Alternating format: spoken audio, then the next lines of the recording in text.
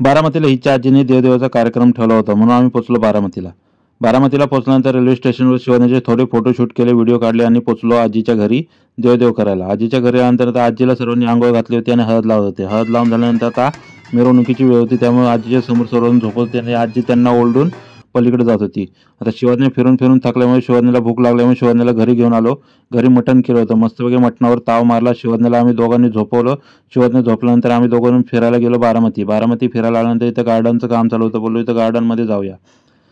Garden पाशी पोहोचल्यानंतर समोरच असा सुंदर असा डॅम होता. ह्या डॅमचं पाणी पूर्ण बारामतीला पिण्यासाठी पुरवलं जातं. गार्डन फिरायचं म्हणून खाली उतरलो. खाली इथं मला कारंजा दिसल्या. कारंजा वर चढून बघतो तर इथं पाईप फुटलेला होता. आता पाईप फुटला होता म्हणून त्यामुळे काय मूड ऑफ झाला. खाली उतरलो. खाली उतरल्यानंतर बायकोला बोरं खूप आवडतं म्हणून तिला बोरं दिली होती खायला आणि तिच्याच पाठीमागे एक इमारतीचं काम चालू होतं. इथं तुम्ही वरती जाऊन बसू शकता आणि समोरच्या डॅम मधला व्ह्यू संध्याकाळचा बघू शकता. आता गार्डनमध्ये बसल्यानंतर ही बसली कार्यक्रम बघत. संध्याकाळी घरी आलो. घरी आल्यानंतर शिवानी उठली होती म्हणून शिवानीला गार्डनमध्ये थोडंसं खेळायला घेऊन गेलो होतो. शिवानी गार्डनमध्ये खेळल्यानंतर आता तिला गाडीमध्ये पण बसायचं होतं म्हणून तिला गाडीमध्ये बसायला घेऊन गेलो. मस्तपैकी गाडीत बसली होती. ह्या आधी कधी ती गाडीत बसत नव्हती, घाबरत होती बसायला, त्यामुळे ती आत्ता गाडीत बसली, त्यामुळे तिला गाडीत फिरवली. व्हिडिओ आवडला असेल तर लाईक करा, शेअर करा आणि हो, चॅनलला आपल्या अजून फॉलो केलं नसेल तर फॉलो करा.